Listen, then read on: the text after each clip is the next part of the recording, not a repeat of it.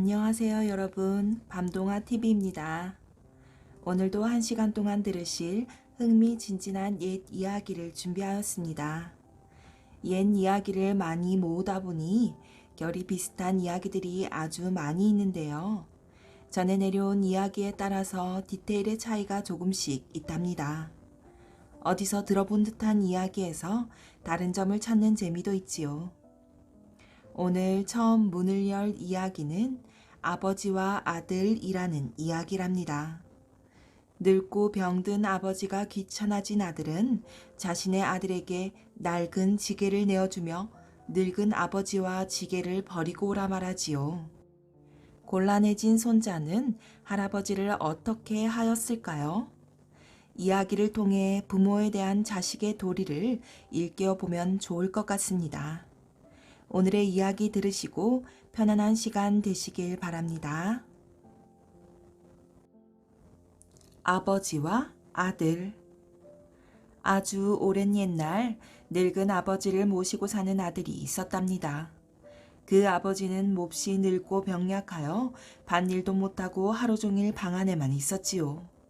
그리고 날이 갈수록 병이 더 심해져서 심지어 대소변까지 방 안에서 보게 되었어요. 어려서부터 아버지 속을 썩였던 아들은 커서도 여전히 아버지를 학대하였지요. 며느리마저 늙은 시아버지를 몹시 구박하여 부부가 마주 앉기만 하면 다른 노인들은 저 나이가 되면 죽기도 잘하는데 저 노인네는 죽지도 않으니 밤낮 먹을 것만 찾지를 않나 똥오줌을 제대로 누나 귀찮고 지저분해서 살 수가 있어야지요 하고 푸념만 늘어놓았어요. 그러면 그의 남편도 그러게 말이오.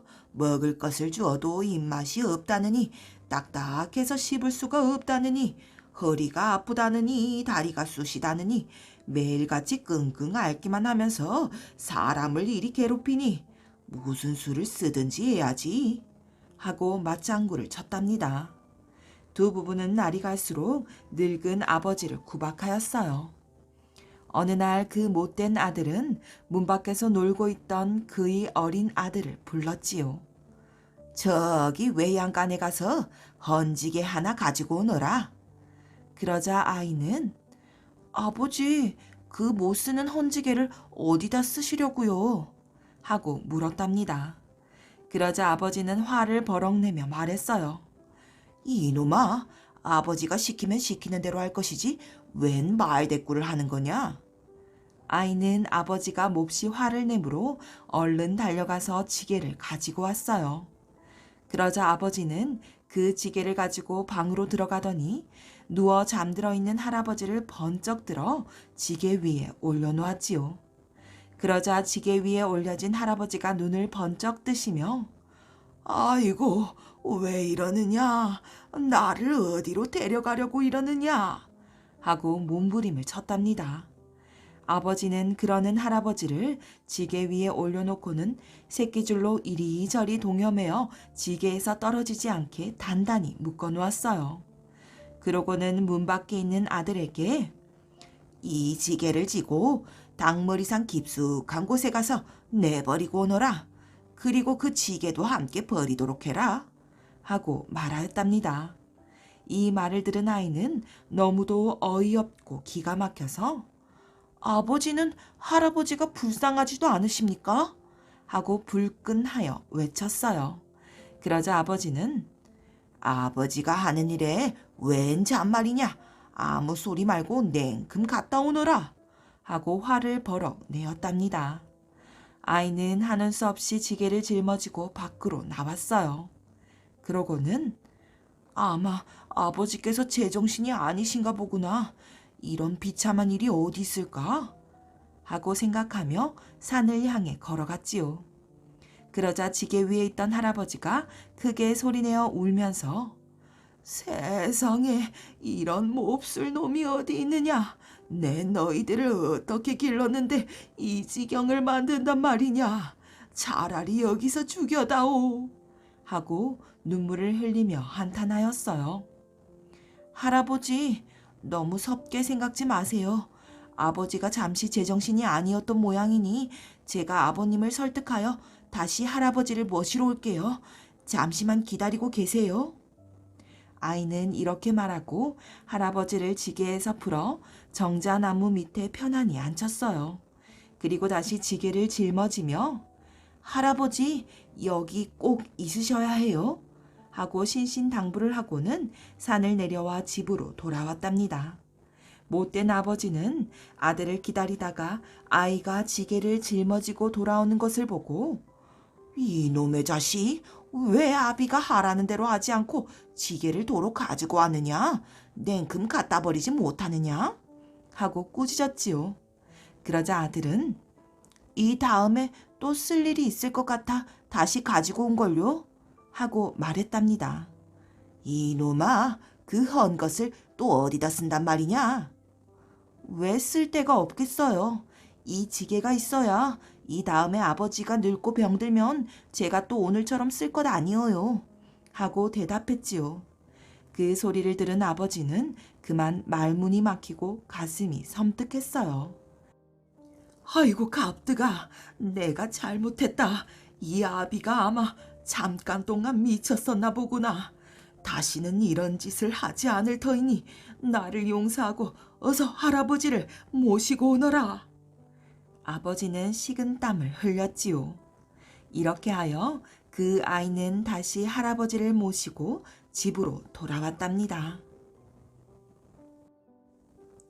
이상한 수건. 옛날 어느 마을에 한 젊은이가 살고 있었어요.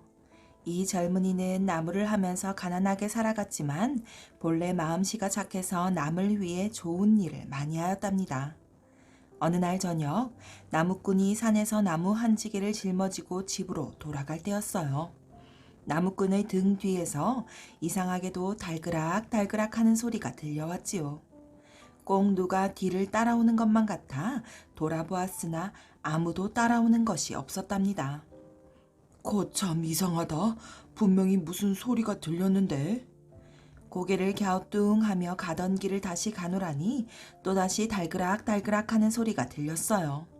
나무꾼은 얼른 뒤돌아서서 여기저기를 살펴보았지요. 이번에도 아무것도 보이지 않았답니다.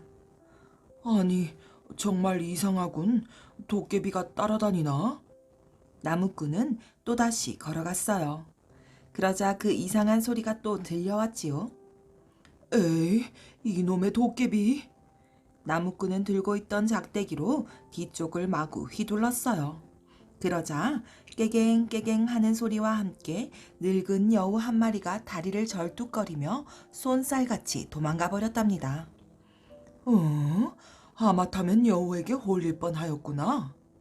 나무꾼은 땀을 닦으며 길을 재촉하였어요. 얼마를 가노라니 커다란 소나무 가지 위에 빨간 수건 하나가 걸려 있는 것이 보였지요. 나무꾼은 작대기로 그 수건을 걷어가지고 손에 들고 자세히 살펴보았답니다. 이 깨끗한 수건을 누가 이런 데다가 걸어 놓았지? 이런 생각을 하며 그 수건을 들고 집으로 돌아왔어요. 그러고는 부인에게 여우를 쫓아버린 일을 이야기하였지요. 하마터면 큰일 날 뻔하셨어요. 그 간사한 여우란 놈이 보이지도 않게 사람을 쫓아다니다니. 그런데 그 빨간 수건은 무엇이어요? 이건 말이오. 여우를 쫓은 소나무에서 주운 것이오. 그래요? 이리 접으셔요. 아이, 참 곱기도 해라. 나무꾼의 부인은 수건을 요리조리 살펴보더니 머리에 써보았어요. 그러자 이게 웬일이겠어요? 수건을 뒤집어 쓴 색시의 몸이 점점 가늘어지고 작아지는 것이었어요. 아니, 여보. 나무꾼은 놀라 소리치면서 부인의 머리에서 수건을 얼른 떼내었지요. 그러자 희한하게도 부인의 몸이 다시 본래의 크기로 돌아왔어요. 거참 이상한 수건이로군. 어디 나도 한번. 나무꾼은 이렇게 말하고 이번에는 그 수건을 자기의 머리 위에 써보았어요. 그러자 나무꾼의 몸이 점점 작아지기 시작하더니 마침내는 작은 개미만 해졌지요. 이번에는 부인이 놀라 나무꾼이 쓰고 있던 수건을 얼른 떼내었어요. 그러자 나무꾼도 서서히 본래의 크기로 돌아왔답니다. 참으로 묘한 재주를 부리는 수건이었어요. 여보, 이 수건은 아마 그 늙은 여우의 수건인가 봐요. 그러게 말이오. 아마 여우가 이 수건을 쓰고 나를 쫓아왔기 때문에 내가 보지 못했던 것 같소. 참말로 놀랄 일이군요. 놀랄 일이요. 우리 이 이상한 수건을 잘 보관해 둡시다. 두 사람은 이렇게 말하고 장롱 속 깊숙이 수건을 넣어두었어요. 그런데 그때 마침 이웃나라의 임금님이 우리나라 임금님에게 제주 내기를 청해왔지요. 그 당시에는 나라끼리 종종 제주 내기를 하곤 하였는데 제주 내기를 할 때에는 대개 무엇을 걸고 내기를 했었답니다. 그런데 이번에는 지는 나라가 나라의 절반을 내놓기로 하는 커다란 내기였어요. 이번에 제주 내기는 두 나라의 임금님들끼리만 하는 내기였던 것입니다. 이 큰 내기를 앞에 놓고 임금님은 큰 걱정에 잠겼지요. 이 소문은 전국 방방 곳곳에 퍼져서 산골 마을의 나무꾼에게도 들려왔어요. 나무꾼은 이 소문을 듣자 서슴지 않고 대궐로 찾아갔답니다. 그리고는 임금님을 찾아뵙고 말하였어요. 상감마마, 황공하오나 이번에 제주 내기를 조금 더 걱정하지 마시옵소서. 소인은 한낱 나무꾼에 불과하지만 소인에게는 좋은 묘책이 있사옵니다. 오, 반가운지고. 그래, 어떤 묘책이 있단 말인가? 예, 황공한 말씀이오나 소인을 믿으시고 맡겨주셨으면 하는 바이옵니다.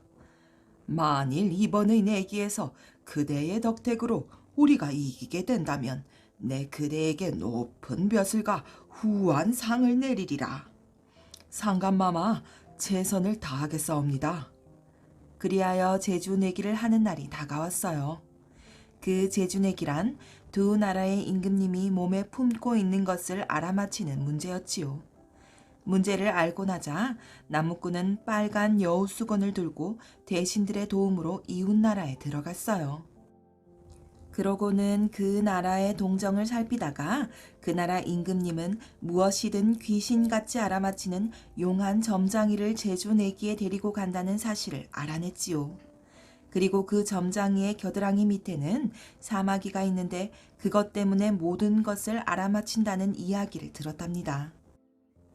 그 나라 임금님과 점장이가 떠나기 바로 전날 간신히 점장이의 집을 찾아낸 나무꾼은 한밤중이 되자 여우 수건을 머리에 쓰고 작은 개미같이 되어 그 점장이가 자고 있는 방 안으로 들어갔어요. 그러고는 코를 골며 자고 있는 점장이의 머리 위에 그 빨간 여우 수건을 씌웠지요. 그러자 나무꾼의 몸은 원상태로 커지면서 이번에는 점장이의 몸이 개미같이 작아졌어요. 나무꾼은 작아진 점장이의 겨드랑이 밑에 있는 사마귀를 떼어버렸답니다. 그러고는 수건을 가지고 그것을 빠져나왔어요. 드디어 이웃나라 임금님이 우리나라로 오게 되었지요. 그때 나무꾼은 개미만한 사람이 되어 그 나라 임금님의 품속으로 기어들어갔어요. 품속을 샅샅이 뒤진 나무꾼은 그 나라 임금님의 품속에서 조그마한 은장도를 발견했답니다. 오호라, 저 임금님은 은장도를 품속에 넣어가지고 왔구나. 나무꾼은 이 사실을 알자 얼른 품속에서 빠져나와 불이 나게 대궐로 찾아갔어요. 그러고는 임금님을 찾아뵙고 말하였지요. 상감마마, 이웃나라 임금님은 조그마한 은장도를 품속에 넣어가지고 왔습니다. 오, 장안지고 그것이 사실이요? 예, 틀림없는 사실이옵니다. 임금님은 감탄하시며 제주 내기를 하는 장소로 갔지요. 두 임금님이 마주 앉자 이웃나라 임금님이 먼저 자신의 품속에 들어있는 것이 무엇이냐고 물었어요. 그러자 우리 임금님은 선뜻 은장도라고 대답했지요. 이 말을 들은 이웃나라 임금님은 눈을 동그랗게 뜨며 아이고, 정말 용하십니다. 어찌 그것을 아셨습니까? 정말이지 놀랍습니다, 그려? 하고 탐복했어요. 그러자 우리나라 임금님은 이제 자신의 품속에 들은 것을 맞춰보라고 하였지요. 이웃나라 임금님은 옆에 앉아있는 점장이를 쿡쿡 찔렀어요. 그런데 이상하게도 점장이는 얼굴이 하얘지며 부들부들 떨기만 할 뿐이었어요. 그러자 이웃나라 임금님도 당황하여 얼굴이 붉어졌답니다. 이렇게 해서 제주 내기에서 이긴 우리나라 임금님은 이웃나라의 절반을 얻게 되었어요. 이웃나라에서 온 일행이 돌아가자 임금님은 나무꾼에게 말하였지요. 정말 고맙소. 그대 덕분에 그 큰 내기에서 이기게 됐으니 내 그대에게 많은 상금과 함께 높은 벼슬을 주리라. 그 말을 들은 나무꾼의 기쁨은 말할 수 없이 컸답니다. 그 후로 마음씨 착한 나무꾼은 그 마을의 감사가 되어 부인과 함께 오래오래 행복하게 살았답니다. 귀 막고 방울 도둑질한다. 옛날 어느 마을에 아주 큰 부자가 살았답니다. 그 부자는 많은 재물을 혼자 지키기가 벅찼지요. 그렇다고 하인을 따로 두어 지키게 하려니 밥해 먹이고 세경 주는 것이 아까워서 엄두를 내지 못했어요. 부자는 생각 끝에 모든 문에 방울을 달기로 했답니다. 대문에는 아주 커다란 방울을 달아놓아서 누가 대문을 건드리기만 해도 시끄럽게 딸랑딸랑 울렸지요. 그러다 보니 밖에 누가 왔는지 안에서도 금방 알 수 있었어요. 이웃 마을에 어리석은 도둑 둘이 살고 있었답니다. 두 도둑은 부잣집을 어떻게 털어볼까 궁리를 했어요. 저 집에는 값진 것이 많아 한번 잘 털면 평생을 먹고 살 수 있을 텐데 문마다 방울이 달려 있으니 도대체 들어갈 수가 없단 말이야. 한 도둑이 말했지요. 그러게 말이야. 어떻게 하면 그 집을 멋지게 털 수 있을까? 다른 도둑도 맞장구를 쳤어요. 방울이 울리지만 않으면 되는데. 맞아. 그 부자기가 어찌나 밝은지 조그만 방울 소리가 들려도 달려 나온단 말이야. 두 도둑은 머리를 싸매고 궁리를 했어요. 방울 소리가 안 들리게 하는 무슨 좋은 방법이 없을까? 옳지. 됐다 됐어. 오늘 밤 우리 그 부잣집을 털러 가자고. 한 도둑이 좋은 생각이 떠오른 듯 손뼉을 쳤어요. 무슨 방법인데? 어서 말해봐. 다른 도둑이 조바심 치며 말했지요. 이 바보야. 아주 간단해. 내 말을 잘 들어보게나. 그래, 어서 얘기해 보라니까. 돌머리도 돌아갈 때가 있구나. 봐라, 소리는 어디로 듣는가? 그거야 귀로 듣지 어디로 들어? 그래, 귀로 듣지? 귀를 막으면 어떻게 되겠나? 그러니까 방울 소리를 안 들리게 하려면 귀를 막아야 한다고. 자, 내가 소리칠게. 귀를 막고 있어 보게나. 한 도둑이 귀를 막고 섰어요. 그러자 다른 도둑이 손나발을 만들어 소리쳤지요. 에이, 도둑놈아. 다른 도둑이 아무리 욕을 해도 귀를 막고 서 있는 도둑에게는 잘 들리지 않아 그냥 멍하니 서 있기만 했지요. 이야, 하나도 안 들리네. 이번엔 네가 해봐. 내가 소리쳐 볼게. 두 도둑이 서로 위치를 바꿔서 소리쳐 봤으나 역시 들리지 않았지요. 그런데 소리를 치는 내게는 들리는데? 한 도둑이 걱정스러운 듯 말했어요. 그것도 문제 없네. 여기 솜으로 틀어막으면 되지 않겠나? 너도 틀어막고 나도 틀어막자고. 자, 저리 가서 다시 소리쳐 보게나. 다른 도둑이 있는 힘껏 소리쳤어요. 이야, 하나도 안 들린다. 성공이다, 성공. 자, 가자고. 가자. 큰 자루 옆에 차고 부잣집 앞으로 출동. 그날 밤 두 도둑은 살금살금 부잣집 대문 앞에 다가갔어요. 대문에는 커다란 방울이 매달려 있었지요. 두 도둑은 주머니에서 솜을 꺼내 정성스레 자신들의 길을 틀어막았어요. 그러자 아무 소리도 들리지 않았지요. 두 도둑은 서로 몸짓과 눈짓으로 말했어요. 대문에 있는 방울을 떼어내게나. 그래, 그래. 그러나 방울은 워낙 단단히 매놔서 잘 떨어지지 않았어요. 도둑이 방울을 떼어내려고 흔드는 바람에 딸랑딸랑 울렸지요. 그러나 두 도둑에게는 방울 소리가 하나도 들리지 않았답니다. 겨우겨우 방울을 떼어냈어요. 성공이다, 성공. 소리가 하나도 들리지 않는데. 이렇게 간단한 방법이 있는데 그동안 괜히 겁먹었구먼. 두 도둑은 대문을 열고 안으로 들어가며 크게 웃었답니다. 두 도둑의 귀에는 웃음소리도 들리지 않았어요. 두 도둑은 창고를 열고 큰 자루에 값비싼 보석과 곡식을 담기 시작했지요. 방에 들어가 장롱도 뒤졌고 부엌 찬장도 뒤졌답니다. 흥얼흥얼 콧노래까지 불러가며 한 자루 가득 담았어요. 자, 이제 그만 가자. 이 자루 메고 가기도 힘들겠다. 한 도둑이 말했어요. 그래, 이 정도면 더 이상 도둑질 안 해도 평생을 먹고 살겠어. 어서 가자고. 옆에 있던 다른 도둑이 말했어요. 이 좋은 방법을 왜 여태 안 써먹고 고생했을까? 다음부터는 도둑질할 때 꼭 길을 막고 하자고.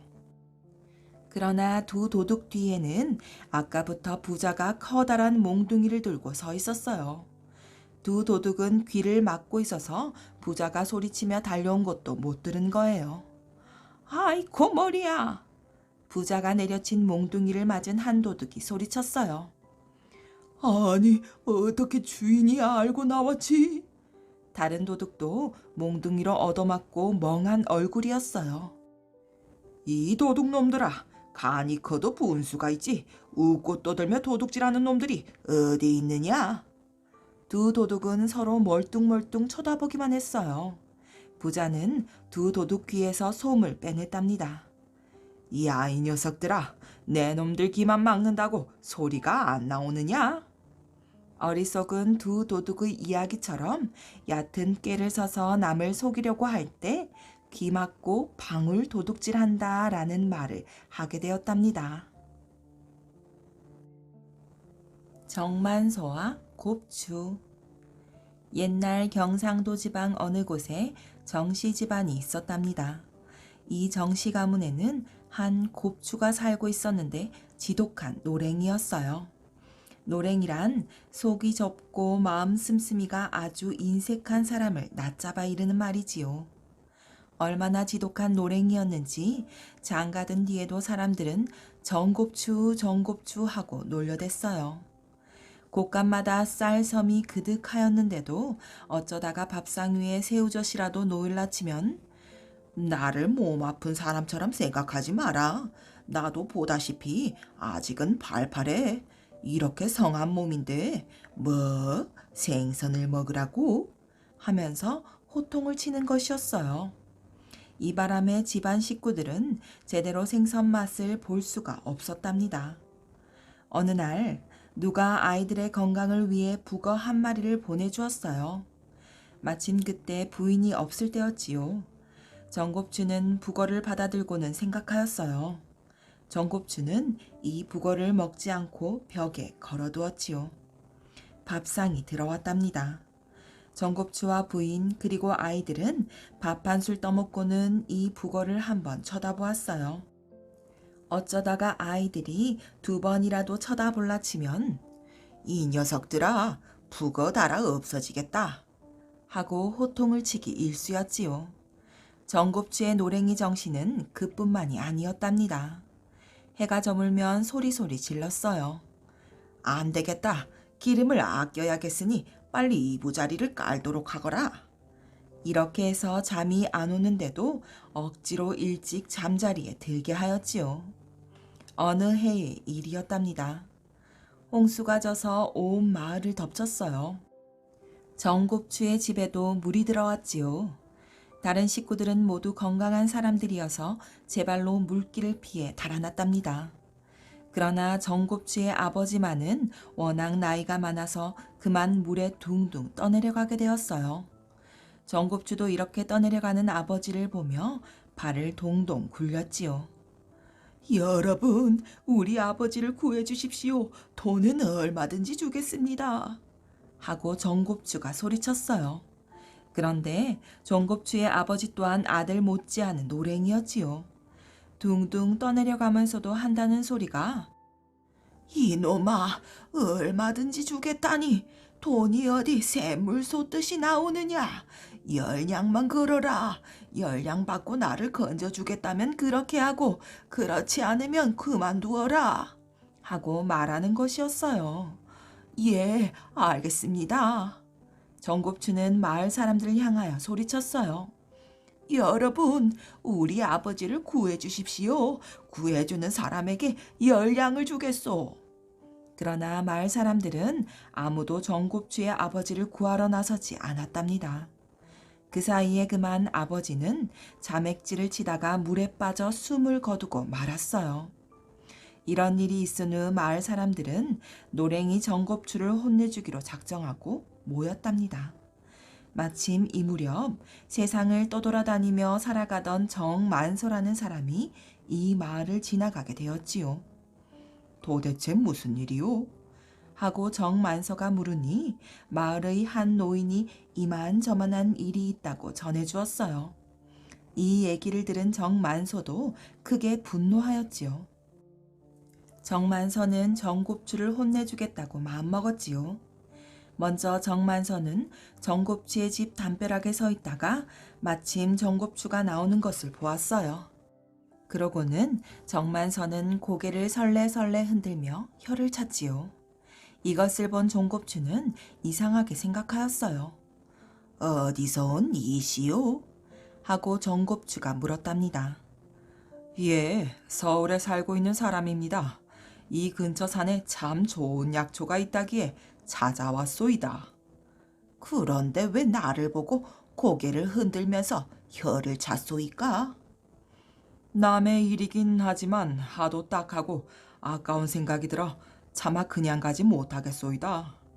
당신은 참으로 훌륭한 인물이라 가히 천하를 호령하고도 남을 기상입니다만. 정만서는 끝말을 흐리고는 또 혀를 끌끌 찼답니다. 그렇잖아도 정곱추는 자기도 높은 벼슬자리 하나 얻기를 고대하고 있던 참이었어요. 그런데 무엇 때문에 천하를 호령하지 못한단 말인가요? 하고 정곱추가 물었지요. 이렇게 말씀드린다고 해서 노하지 마십시오. 노하다니요? 어서 말씀해 보십시오. 예, 그럼 실은 그 곱추 때문에 그렇소이다. 이렇게 말하고는 몇 걸음 발을 옮겼지요. 초조해진 정곱추가 뒤를 따라오며 댁은 그 유명한 의원인 모양인데 어떻게 구분 내 등뼈를 고칠 방도는 없을까요? 하고 말하며 매달렸어요. 아까도 말씀드렸지만 나는 지금 약초를 캐러 가는 길이라 하며 다시 발길을 돌렸답니다. 높은 벼슬자리 하나 얻기를 평생의 소원으로 살아왔던 종곱추는 이 기회를 놓칠 수가 없었지요. 제발 제 소원을 좀 들어주십시오. 그렇게만 해주시면 돈은 얼마든지 내겠소이다. 글쎄 옳시다. 제발 좀 부탁합니다. 그렇다면 어디 한번 해볼까요? 자자, 여기서 이렇게 얘기할 것이 아니라 저희 집으로 갑시다. 그럽시다.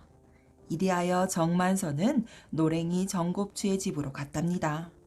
정곱추는 하인들에게 저녁 준비를 시켜놓고 들어왔어요. 어떻게 하면 제 등의 뼈를 바로 고칠 수 있겠습니까? 짐승의 피를 먹어야 하오. 그러면 나을 수 있습니까? 그렇지요. 좀 오래 먹어야 해요. 정곱추에게는 소, 닭 등 가축들이 많이 있었어요.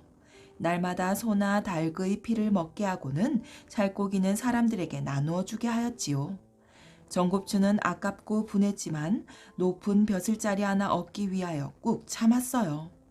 날마다 짐승의 피도 먹고 살코기도 먹고 했으므로 정곱추는 얼굴색도 좋아지고 살도 올랐지요. 그런데 의원이라는 정만서가 약도 한 첩 지어주지 않고 침도 한 대 놓아주지를 않았어요. 정곱추는 이상한 일이라고 생각하였지요. 그래서 어느 날 정곱추는 정만서에게 조심스럽게 물었답니다. 이렇게 몸보신만 한다고 해서 등뼈가 바로 되겠습니까? 그렇지 않습니다. 치료를 해야지요. 이제 몸보신은 이만하면 다 되었으니 치료해 보도록 합시다. 아이고, 고맙습니다. 그러면 떡판과 떡매를 가지고 오시오. 떡판과 떡매를요? 그렇소이다. 정곱추는 신이 났어요. 떡판과 떡매를 가져오라는 말에 조금은 이상하게 생각하였으나 자기의 곱추가 없어지는 일이라면 못할 일이 없었지요. 그는 얼른 이 물건들을 가지고 왔어요. 자, 이제 떡판 위에 엎드리시오. 어떻게 하려고요? 등뼈를 바로 펴게 하려고요. 예, 알겠습니다. 정곱추는 떡판 위에 엎드렸어요. 정만서는 떡매를 높이 쳐들고 등뼈를 내리쳤답니다. 아이고, 아파라. 정곱추는 벌떡 일어나서는 아니, 떡매로 굽은 등뼈를 치다니 도대체 사람을 죽이겠다는 거요? 하고 대들었어요. 고치고 싶지 않소이까? 떡매로 몇 사람이나 쳐봤습니까? 한 10명은 쳐봤소이다. 10명이나요? 그렇소이다. 그래서 병들은 다 나았나요? 9은 죽고 하나는 살지 못하였소. 정곱추는 얼이 빠졌지요. 그럼 나는 살 수 있을까요? 두고 봐야지요. 죽지 않으면 살지 못하겠지요. 정만서는 다시 정곱추를 엎드리게 해놓고는 떡매로 마구 쳐댔지요. 그래도 곱추는 고쳐지겠다는 생각으로 꾹 참았어요. 나중에는 그만 까무러치고 말았지요. 이 천하의 노랭이 놈아, 너 같은 놈은 이 세상에 살아남지 못할 것이니라. 그러나 정만서는 정곱추를 죽을 만큼은 때리지 않았답니다. 정곱추는 그 후부터 노랭이 버릇을 고쳐 마을 사람들과 의좋게 지내면서 불쌍한 사람을 도와주게 되었다고 합니다. 이상한 돌적이. 옛날에 소금 장수가 살았는데 이 사람이 어렸을 적부터 소금 장사를 해서 나이 40이 넘도록 소금집만 지고 다녀요. 그러니 소금 장사에는 아주 이골이 났지요. 소금을 기름종이로 덮어가지고 다니는데 이 기름종이가 소금에 절을 대로 절어서 물기를 머금으면 눅눅해지거든요. 날씨가 궂은 날이면 기름종이가 먼저 눅눅해지니까 이 사람이 비가 올 걸 미리 알 수 있어요. 아무리 맑은 날이라도 기름종이가 눅눅해지면 두고 봐라, 비가 곧 온다 하고 소금 장수가 큰 소리를 치는데 그게 신통하게도 딱딱 맞아떨어진단 말씀이에요. 소금 장수야 기름종이 눅눅해지는 걸 보고 그러지만 딴 사람들은 내막을 잘 모르니 그저 신통하기만 했어요. 그래서 모두들 이 소금 장수를 기막힌 도인으로 알았지요. 그러다 보니 소문이 퍼지고 퍼져서 근방에 모르는 사람이 없게 되었어요. 그런데 이때 어떤 고을에 변이 생겼어요. 무슨 변인고 하니 그 고을에 원이 부임해서 내려가기만 하면 그날로 죽는단 말이지요. 어제까지 멀쩡하던 신관 사또가 하룻밤 자고 나면 싸늘한 시체로 변한단 말이에요. 그것도 한두 사람이 아니고 벌써 5사람이나 죽었지요. 이러니 어느 누가 이 고을에 가려고 하겠어요. 이런 판국에 신통한 도인이 있다는 소문이 어찌해서 대궐에까지 퍼지게 되었던 모양이에요. 그러니 임금이 어쩌겠어요? 당장 불러 올리라지요. 그래서 이 소금 장수가 임금한테 불려가게 되었어요. 그러니 소금 장수는 걱정이 태산 같았지요. 자기는 그저 기름종이 하나만 믿고 큰 소리를 쳤는데 그게 소문이 나는 바람에 임금한테까지 불려가는 신세가 됐으니 앞일이 걱정이었어요. 그래도 뭐 어떻게 하겠어요? 나라에 뽑혀가는 도인이라고 해서 좌우의 역졸들이 떡 벌어지게 옹의를 하고 가니 도망칠 수가 있나? 소문이 날 대로 난 판국에 이제 와서 난 아니요 할 수가 있나? 울며 겨자 먹기로 따라갈 수밖에 없었어요. 그렇게 해서 서울로 가는데 가다가 일행이 주막에 들게 되었지요. 주막에서 저녁을 먹고 밤이 이슥해서 방에 누워 있는데 주막 주인이 문 밖에서 불렀어요. 무슨 일이냐 물으니 우리 집 여편네가 원인 모를 병으로 몸져 누워 있는데 고칠 방도가 없습니다. 병이 워낙 깊어 오늘 밤을 넘기기 어려울 듯하니 높으신 도술로 제발 살려주십시오. 이런단 말이지요. 그것 참 40평생 소금집만 지고 다닌 주제에 죽을 목숨을 어떻게 살리겠어요. 앞이 캄캄했지요. 이 일을 어떻게 하나 하다가 에라 모르겠다. 이왕의 일이 이렇게 되었으니 도인 행세나 하고 보자 이렇게 생각하고는 주인더러 잘 알았으니 물러가 있으십시오. 했지요. 그래 놓고 나니 가슴이 답답했어요. 그래서 밖에 나와 어정거렸지요. 마당에 나와 어정거리다 보니 마당 구석에 오래된 쇠돌적이가 하나 자빠져 누워 있거든요. 누가 쓰다가 버린 모양이에요. 그래 하도 답답해서 돌적이야, 돌적이야, 이 일을 어쩌면 좋으냐? 했지요. 그랬더니 무슨 일로 그러십니까? 하는데 가만 보니까 글쎄 돌적이가 말을 하는 것이었어요. 이것 참 귀신이 곡할 노릇이다 싶어서 돌적이한테 말을 걸었지요. 주막 아낙네가 알아누워서 다 죽어가는데 나더러 고쳐달라 하니 어떡하면 좋으냐고 말이에요. 그랬더니 돌적이가 하는 말이 그것은 어렵지 않습니다. 그 주막을 지을 때 집터 밑에 해골이 있는 것을 모르고 지어서 그 해골 귀신이 심술을 부리는 것이니 방구들을 파고 해골을 드러내어 딴 데 묻어주면 될 것입니다. 이런단 말이에요. 참 하늘이 무너져도 솟아날 구멍이 있다더니 이를 두고 한 말이 아니겠어요? 소금장수가 그 길로 주막에 가서 주인더러 방구들을 파보라고 일렀지요. 방구들을 파보니 아닌 게 아니라 해골이 하나 나왔어요. 그걸 양지 바른 곳에 묻어줬더니 그 집 아낙네병이 씻은 듯이 나았지요. 이렇게 되니 이 소금장수 이름이 더 나서 아주 하늘을 찌를 듯하였어요. 죽을 목숨을 살려놨으니 세상에 이런 도인이 어디 있나 그래요. 도인 중에 도인이라고 사람마다 입에 침이 말랐지요. 소금장수는 돌적이를 아예 비단보에 싸가지고 서울로 올라가는데 가는 고을고을마다 도인이 지나간다고 사람들이 구름같이 모여들었어요. 모여든 사람들이 저마다 이런 일이 있는데 좀 도와주십시오 하면 소금장수는 돌적이한테 물어보고 척척 가르쳐 주었어요. 그게 다 신통하게 맞아떨어지니 다들 혀를 내두르지 뭐예요. 이렇게 해서 대궐로 갔답니다. 임금이 소금장수를 불러다가 아무데 고을에 기이한 일이 있어 너를 불렀다. 그 고을에 원이 내려가기만 하면 그날로 죽어나오기가 5차례이니 이게 어인 일이냐? 하고 물었어요.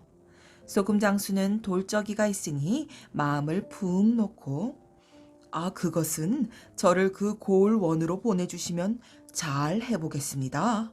했지요. 임금이 당장 소금장수에게 벼슬을 주어서 그 고을 원으로 내려보냈어요. 이렇게 해서 소금장수는 원이 되어 고을로 내려갔답니다. 그런데 제가 뭘 어떻게 할 재주가 없으니 돌적이에게 물었지요. 돌적이야, 이제 어쩌면 좋으냐? 동원 뒤에 수백 년 묵은 고목이 있는데 그 나무 구멍 속에 배교우 3마리가 살고 있습니다. 그 배교우들이 조화를 부려서 원을 죽게 만드니 그 놈들을 없애야 합니다. 어떻게 없앤단 말이냐? 장작 300짐을 마련하여 고목 밑에 쌓아놓고 새끼줄 3,000발을 꼬아 장작을 묶으십시오. 그리고 용한 사냥꾼 30을 뽑아 고목에 둘러 세워놓고 장작에 불을 지르십시오. 여우들이 놀라 뛰어나오거든 사냥꾼더러 화를 쏘게 하십니다. 한 마리라도 놓쳐서는 안 될 거예요. 소금 장수가 그대로 하였답니다. 장작 300짐을 고목 밑에 쌓아놓고 새끼줄 3,000발로 묶었답니다. 활 잘 쏘는 사냥꾼 30을 뽑아 둘레에 세워놓고 장작 더미에 불을 질렀지요. 불길이 솟아오르니 여우 3마리가 뛰어나오는데 사냥꾼들이 활을 쏘아 2마리는 마치고 1마리는 놓쳤어요. 어찌됐든 백여우가 없어졌으니 그 고을도 조용하게 되었지요. 소금 장수는 그 고을 원이 되어 정사를 잘 보고 살았대요. 그런데 얼마 안 가서 또 일이 났어요. 무슨 일인고 하니 이번에는 이웃나라 임금이 불렀답니다.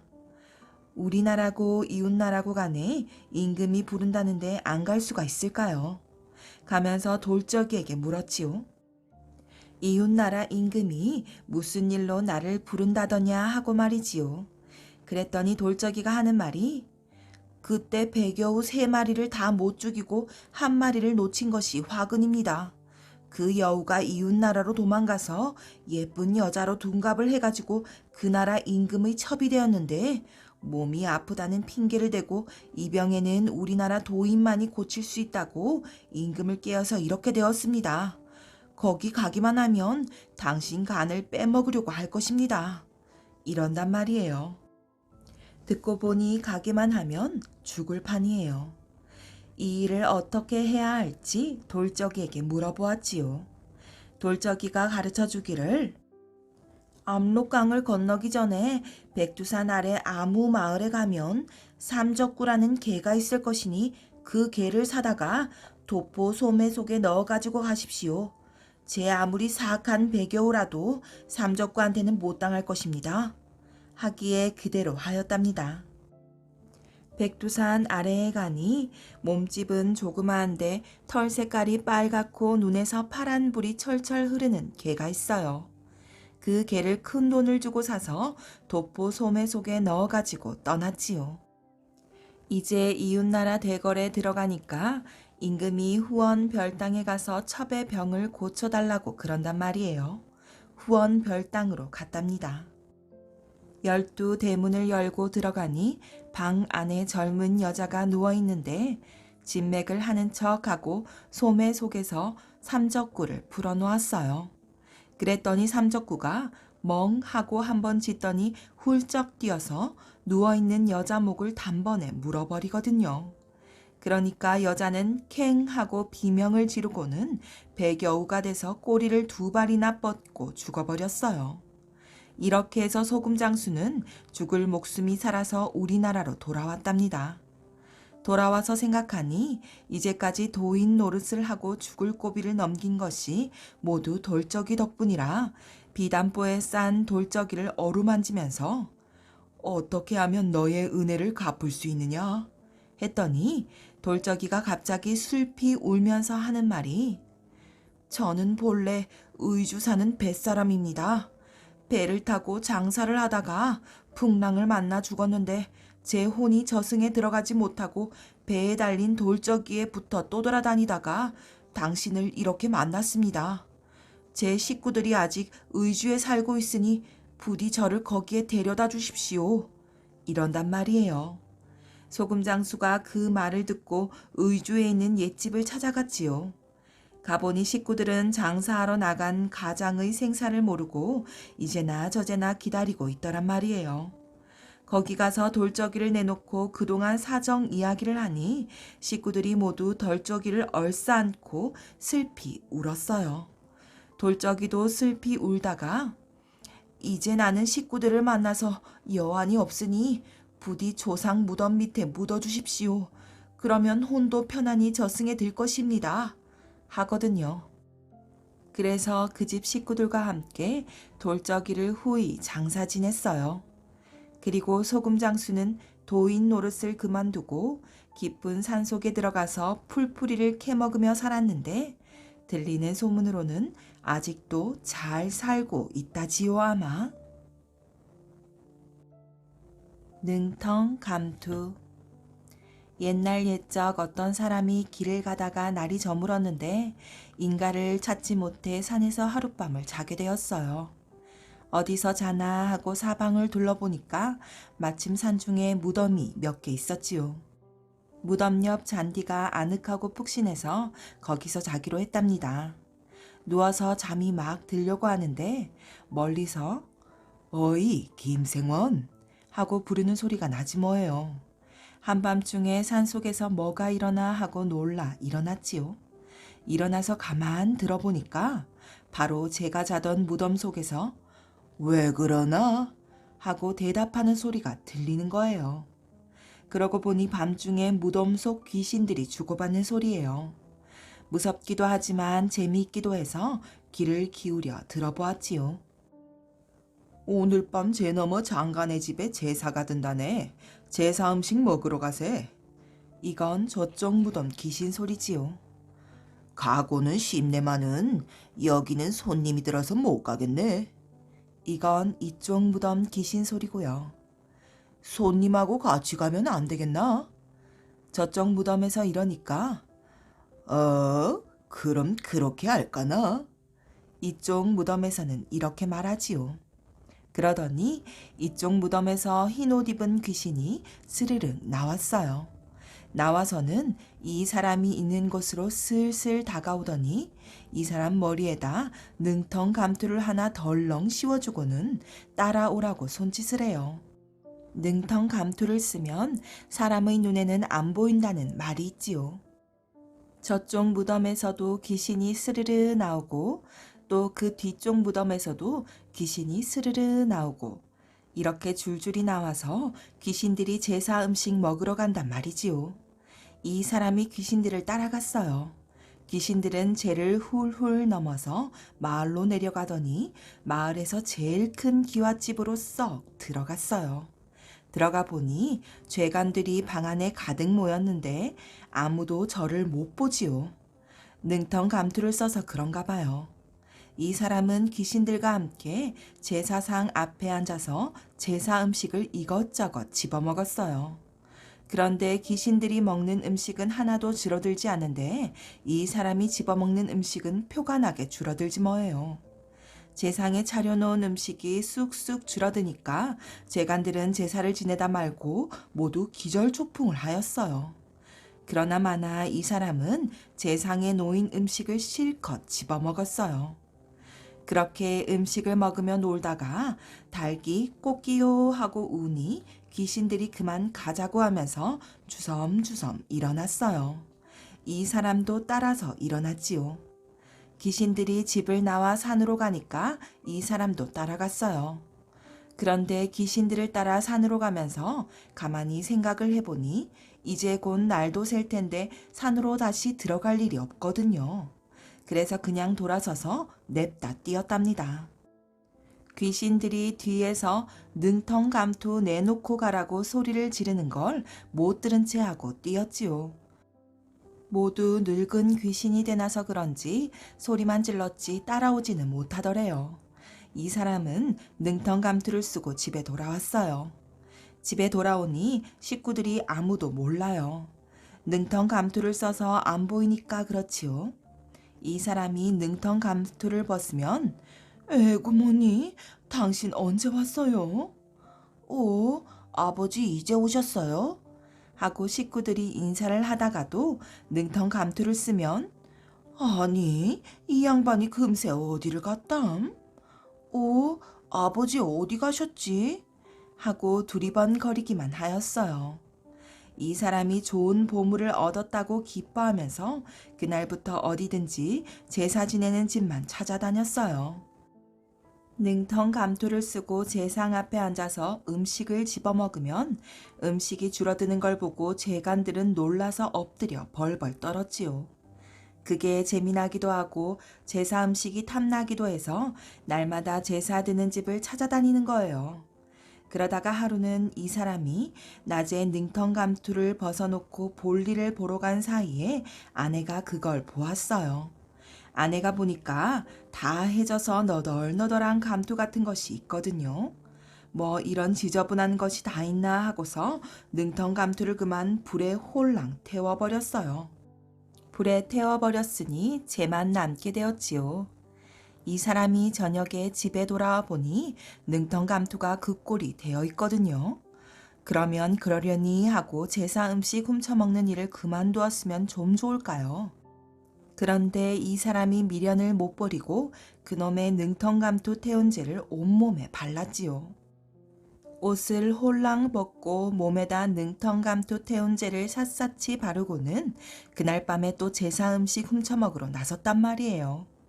마침 그날 이웃마을에 소대상이 들어서 제상을 푸짐하게 차려놨는데 거기에 썩 들어갔답니다. 능텅감투는 태워도 능텅감투인지 이 사람이 알몸에 재를 바르고 들어섰는데도 아무도 몰라보았지요. 그래서 마음 놓고 제상에 놓인 음식을 집어먹었어요. 한창 집어먹다 보니 손에 발라놓은 재가 그만 벗겨졌어요. 맨손으로 음식을 집어먹으니 재가 저절로 벗겨나 나갈 것 아니에요. 그러니 다른 것은 안 베는데 손바닥만 하얗게 보인단 말이지요. 재간들이 보니까 하얀 손바닥이 제상 위에서 오르락 내리락 하며 음식을 집어가거든요. 이게 뭔데 남의 집 제사 음식을 훔쳐가느냐? 하면서 그 손을 낚아챘어요. 그 바람에 팔뚝이 하얗게 드러났지요. 재간들이 달려들어 붙잡고 재를 죄다 닦아내니까 알몸뚱이 사내가 쑥 나타난단 말이에요. 그러니 큰일이 났지요. 제사 음식 훔쳐먹는 도둑놈이라고 실컷 얻어맞고는 엉엉 울면서 집으로 돌아갔대요. 칠 때나 꺼뜨리지 않은 불. 옛날에는 불을 퍽 귀히 여기고 소중히 다루었답니다. 그래서 집집마다 불씨를 꺼뜨리지 않고 잘 간수하려고 무척 애를 썼지요. 이러한 시절에 어떤 곳에 칠 때나 불을 꺼뜨리지 않고 이어오는 집이 있었어요. 이 집에서 새 며느리를 맞이해서 사흘 만에 부엌으로 들여보낼 때 시부모는 새아가, 이 불씨는 오늘부터 네가 맡아라. 이 불씨는 칠대 할아버지 때부터 한 번도 꺼뜨리지 않고 오늘날까지 이어내려온 아주 소중한 불씨이니 그리 알고 잘 간수하여라. 만일에 불을 꺼뜨리든지 하면 우리 집 자손 노릇을 못할 사람이니 그때는 이 집에서 쫓겨날 줄 알거라. 하고 단단히 일러두었어요. 며느리는 이 말을 듣고 예, 잘 알아들었습니다. 하고 대답하고는 불씨를 받았답니다. 그리하여 그 불씨를 꺼뜨리지 않으려고 특별히 조심하였어요. 그런데 그 불씨를 이어받은 지 사흘 만에 아침에 일어나 보니 불씨를 담아둔 청동 화로의제가 헤쳐져 있고 불은 꺼져 있었지요. 새 며느리는 깜짝 놀라 시아버지한테 가서 그 말을 하였답니다. 시아버지는 불이 꺼졌다는 말을 듣고 크게 노하여 그런 중한 불을 꺼뜨렸다니 너는 우리 집 며느리 노릇을 못할 아이구나. 썩 나가거라. 하고 호령호령 하였답니다. 며느리는 불이 꺼져 있던 형편을 잘 말하고 다시는 그런 일이 없게 할 터이니 한 번만 용서해달라고 빌었지요. 시아버지는 그 말을 듣고 불을 새로 읽어주며 잘 간사하라고 했답니다. 그런데 다음 날 아침에 일어나 보니까 불씨는 또 꺼져 있었어요. 화로에 불이 헤쳐져 있는 것을 보니 불이 저절로 꺼진 것이 아니고 누가 일부러 죽여놓은 것 같았답니다. 문은 꼭 걸려 있었고 누가 들어왔다 간 흔적도 보이지 않았지요. 이상하기도 하다. 분명 누가 날 못살게 심술 부리는 것이로구나. 그 심술 부리는 놈이 어떤 놈이람? 이렇게 혼자 중얼거리며 시아버지한테 가서 불이 또 꺼졌다고 말했지요. 시아버지는 그 말을 듣고 이번에는 더욱 화를 내며 이거 안 되겠구나. 너는 우리 집 사람이 못될 아이다. 한 번도 아니고 두 번씩이나 불을 꺼뜨리다니 오늘로 당장 친정에 보낼 테니 서럽다 말고 가거라. 하고 아주 딱 잘라 말했어요. 며느리는 자기의 부주의로 불을 꺼뜨린 것이 아니고 누가 일부러 꺼뜨린 것 같다고 말하며 한 번만 더 봐주시면 다시는 불을 꺼뜨리지 않겠다고 빌었지요. 이러고 보니 시아버지도 할 수 없어 더 이상 말하지 않고 다시 불을 일구어 주었어요. 며느리는 그 불을 받아서 더 잘 일구어서 화로를 부뚜막 위에 올려놓고 그날 밤에 자지 않고 물독 뒤에 숨어서 지켜보았지요. 한밤중이 지나고 새벽녘쯤 되니까 한 서너 살쯤 되어 보이는 발가벗은 동자 하나가 어디선가 뛰어들어오더니 아궁이 속의 불을 뒤져 헤치고 또 부뚜막 위에 놓인 청동 화로의 불도 헤쳐서 끄고 있었어요. 며느리는 이것을 보고 뛰어나가서 그 발가벗은 동자를 붙잡으려 하였지요. 그랬더니 동자는 날쌔게 뛰어서 문 밖으로 도망쳐 버렸답니다. 며느리는 요놈 봐라, 네가 어디로 도망칠 테냐 하면서 뒤쫓아 달렸어요. 동자는 잡힐 듯 하며 도망갔지요. 며느리는 요놈, 요놈 하며 뒤따라갔어요. 그리하여 어느 산꼭대기로 올라갔지요. 동자는 계속 도망쳐서 날이 훤해질 무렵에야 어느 돌틈의 풀포기 사이로 들어가려고 했어요. 며느리는 얼른 쫓아가서 동자의 머리채를 끌어잡고 꺼냈지요. 그러고는 부엌김에 서너 번 땅바닥에다 태지를 쳤어요. 그러나 동자는 조그만 상처도 나지 않고 멀쩡하였지요. 며느리는 이 동자를 꽉 붙잡아 머리에다 이고 되돌아섰지요. 칠대째 꺼뜨리지 않고 전에 내려오던 소중한 불씨를 꺼뜨린 요사스러운 놈이 바로 이놈입니다. 하고 시부모님에게 보이고 싶어서 걸음을 재촉하였답니다. 한편 이 집에서는 불씨는 꺼져 있고 며느리는 없어져서 야단법석이었답니다. 사람들을 사방에다 놓아 찾아보았지만 며느리는 아무데도 없었어요. 시부모는 혹시 범한테 잡혀가지는 않았나 하고 걱정을 하고 있었지요. 그때 며느리가 무엇을 이고 들어왔답니다. 집안 사람들은 모두 일어나서 며느리를 맞이했어요. 며느리는 머리에 인 것을 대청마루에다 획 태지를 치고 그만 쓰러졌어요. 시아버지는 며느리가 대청에다 내던진 것을 보고 깜짝 놀랐답니다. 그것은 어린애만한 큰 동삼이었기 때문이에요. 시아버지는 그 동삼을 고이 받쳐들고 큰 방으로 들어가서 상위에다 잘 모셔놓았어요. 그러고는 며느리를 방에다 눕히고 몸을 주무른다 미음을 먹인다 하며 잘 간호하였지요. 며느리는 한참 만에 깨어났답니다. 그리고 시아버지에게 불씨를 여러 번 꺼뜨려서 죄송하다고 사과했어요. 시아버지는 며느라가 염려 마라. 이제부터는 불 간수하느라고 애를 쓰지 않아도 좋다. 우리가 지성으로 불씨를 간수하여 질 때나 꺼뜨리지 않고 이어왔기 때문에 하느님이 감동하시어서 이렇게 커다란 동삼을 보내주신 것이다. 라고 말하며 며느리를 위로했어요. 그리고 무슨 일이든지 정성스럽게 지성을 다하면 하느님이 뜻하지 않은 복을 주신다는 이야기를 여러 가지로 들려주며 이제부터는 다른 일도 지성껏 하여야 한다는 말을 했답니다. 그뒤 시아버지는 이 동삼을 서울로 가지고 가서 팔았지요. 동삼은 엄청나게 큰 귀한 것이라 벅 많은 값을 받아서 이 집은 큰 부자가 되었답니다.